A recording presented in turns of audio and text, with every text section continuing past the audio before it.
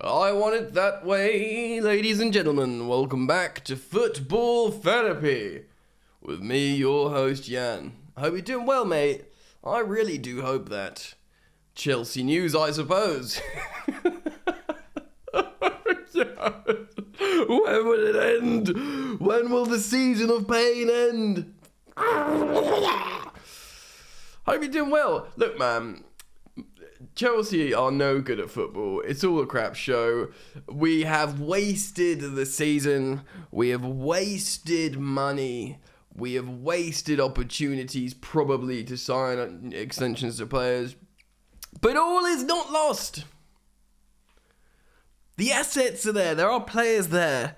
There's desire, intent, incentive. I was going to say lust, but not lust. There's all the positive things, the will. The iron will of these owners that come out with they go for great meals and then they get mugged off. That is to the Chelsea ownership.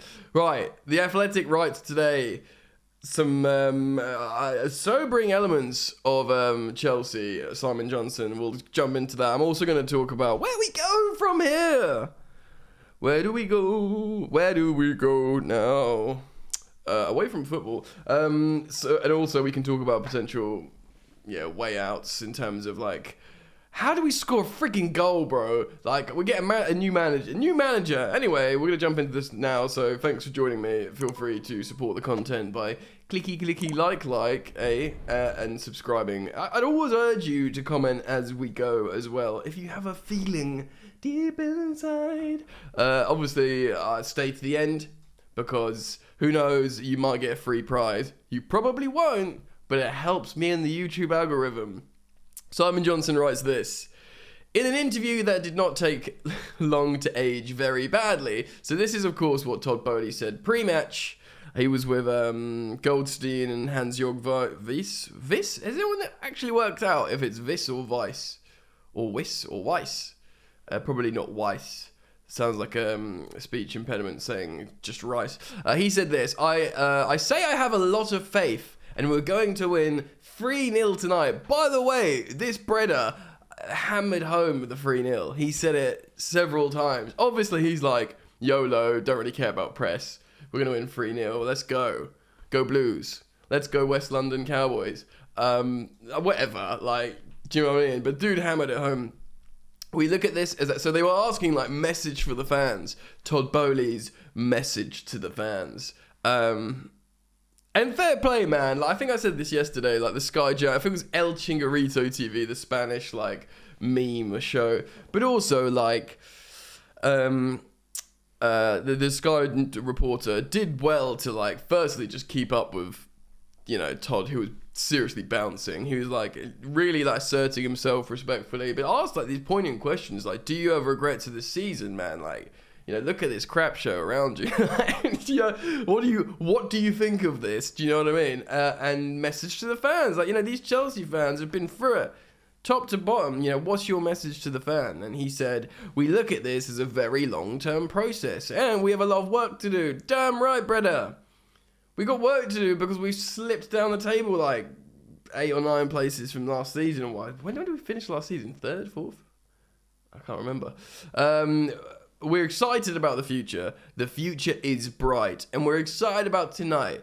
Now, look, man. This positive message from Todd Boehly about we looked at the long-term process and there's a lot of work and we're really excited about the future and the future's bright. All really positive. But that is sandwiched by nonsense. So it's sandwiched the first piece of bread at the bottom of the sandwiches with a lot of faith we're going to win 3-0 tonight. Right, now you've said that, mate, how are we going to believe everything that comes out of your mouth after that? You can't say, well, pigs fly. Now listen to this mathematical equation. I'm going to, trust me. Well, I tell you it's going to be right. No, bro, you opened up with something silly. And, maybe the second part of the sandwich, the other piece of the bread, isn't as, silly as the first piece, but he's saying the future is bright and we're excited about tonight. We're excited about tonight. I mean, I suppose you can be excited about tonight, but that's kind of reaffirming the we're going to win 3-0 thing. Just say, look, we think we can have a crack, see what the players can do. Anyway, there's plenty to get into. Let's read on. Only Chelsea chairman Todd Boehly knows whether his pre-match prediction for their Champions League game at the home of holders Real Madrid, declared on camera as he walked out of the restaurant in the Spanish capital, was serious or just a bit of mischievous fun. Either way, it backfired and must have helped Real Madrid Carlo Ancelotti do his team talk. No, bollocks. Sorry, excuse my language. It was a bit of tongue-in-cheek, and trust me, Carlo Ancelotti is not the kind of guy to raise his eyebrow and put that on the wall. The players won't have cared about that. They know we're in 11th. They know he was laughing. Real Madrid would not have given two monkeys about that, in my opinion. There was nothing wrong with showing a bit of confidence, but even if said partly in tongue-in-cheek, which I believe it was, one wonders where and on what grounds Boehly has plucked out the 3-0 scoreline from, and maybe he's just learning about like dry, satirical British humour from being in London so much. Backing Chelsea to win one thing, albeit still quite bold given the quality of the opposition, but expecting his team to score 3 goals, yeah, quite. It's a feat they've managed only 3 times in 41 fixtures this season. Like, that's not us, is it? Come on. And only one of those 3-goal performances has been since the World Cup. 4 months ago. Finding the net twice in a game. It's been achieved only 14... has been achieved 14 times after losing to Real Madrid 2-11. Yeah, we don't score goals. I get it. It's hard to see how we'll score a goal. We've gone 374 minutes. I repeat, in the Antonio Conte style. I repeat. 374 minutes without scoring at all. You have to go back to before the international break in March. Chelsea players celebrated beating an opposition keeper. So this is 4 games. It's Chelsea's worst streak for 30 ruddy years. I pinned that in my comment from my post-match presser yesterday. 30 years. So Frank Lampard had this to say, if he thinks a way to solve the problem of goal scoring.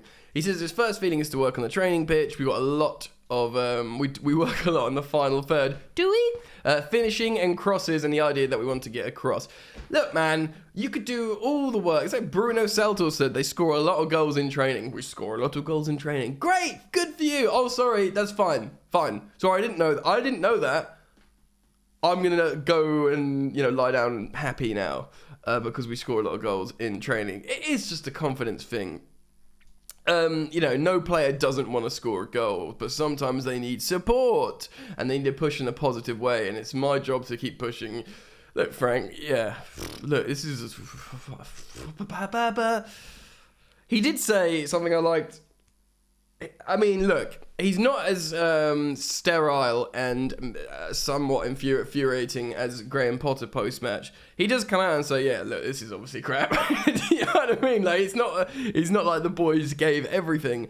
And, and also, I did like when he said, look, these players just, don't know how good they are. They need to remember how good they are. Because it's true, dude. Yes, we might have got mugged off for Cucurella, but all these players are good.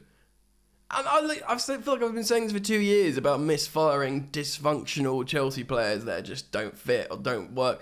So they're all good players. There's a reason these players cost a lot of money. Regardless of your opinion, whether you're overpaying, there's a reason why they had that price tag. These are good players. This is why the job for the next gaffer is going to be so hard, like biblical proportions. It's going to be profound. They're going to need to bring a complete new, how are they going to assert a new mentality to reborn these players? I mean, we've got to sell a lot, but no, now you score goals. Now you're a goal scorer. Look at Man City players. What we need to steal some of their DNA.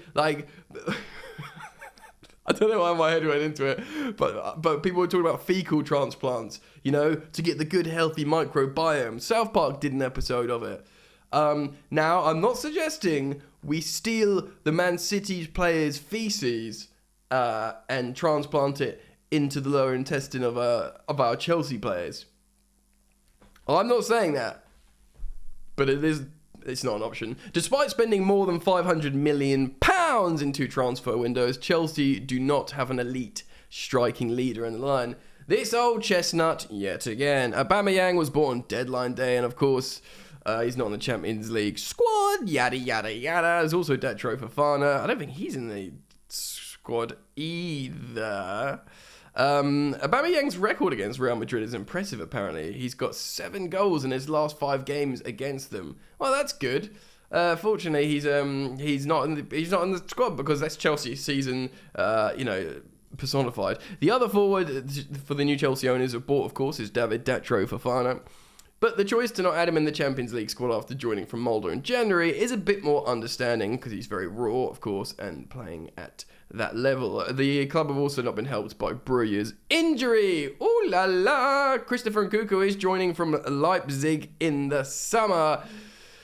And Chelsea are intent to buy a top-class number 9. See, this is really, really interesting. So, do you buy Joao Felix? I mean, Fabrizio Romano says Chelsea are planning to buy Joao Felix. So this probably means we're just going to sell Gallagher and Mount.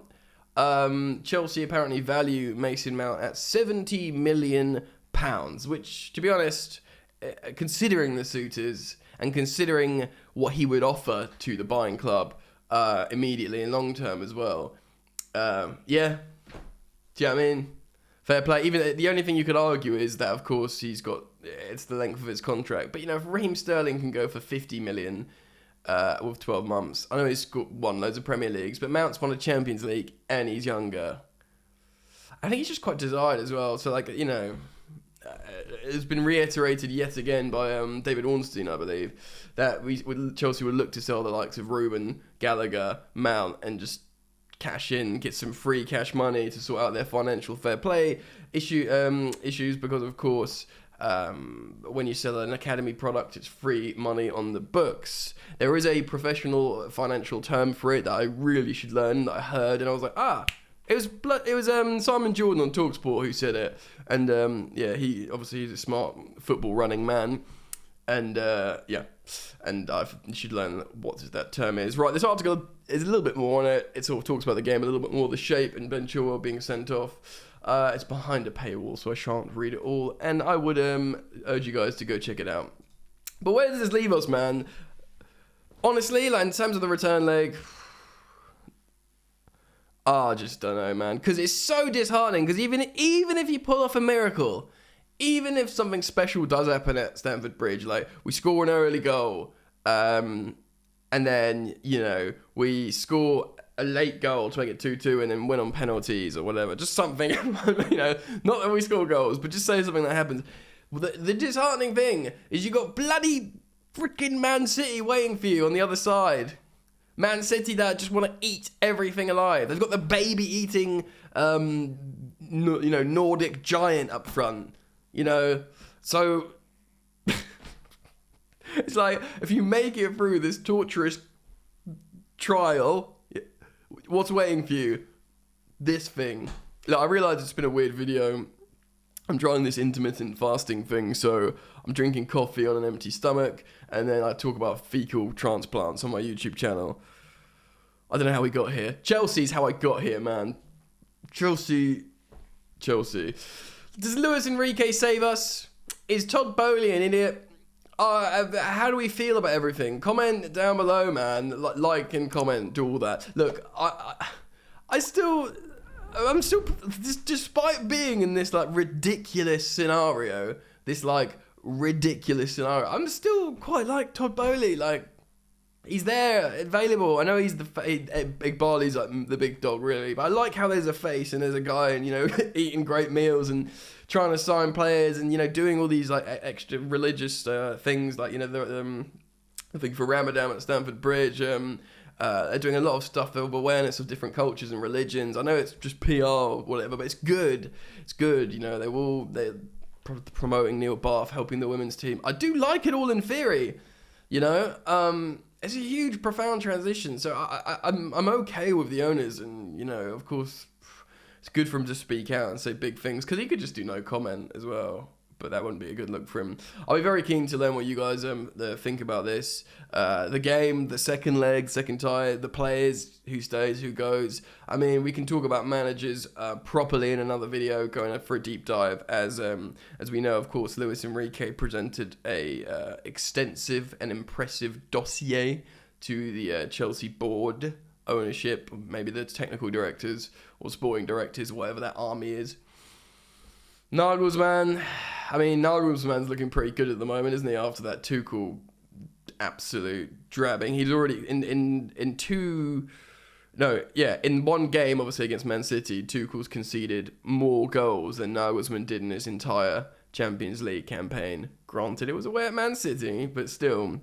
And if Tuchel loses the return leg, then he would have lost as many games this season as Nagelsmann lost for Bayern Munich. Again, context is required. It's Manchester City. So, but still, I'm not slagging off Tuchel. He's been dropped into a situation, do you know what I mean? But it does make Nagelsmann look better. But for me, you could have all the hip tacticians in the world. You could have all the art. So you can have, people might want to hear it now. He's gone, but Graham Potter's a good coach. He's a hipster's coach. He's a good football training pitch coach. And he's a nice guy who put his arm around your shoulder. He's intelligent. That doesn't work. You can stick a firecracker up him. I reckon Lampard does a bit of that. Certainly Tuchel did, and it worked for a little bit. I don't know. What's going to make these footballers score goals? You tell me down in the comment section below. I'm going to wrap it up today. It's a bit of a longer one, but I'm going to start doing more long form content because I enjoy it. And provided you guys want to listen to the end, then, what's wrong with that? See you in a bit. Peace.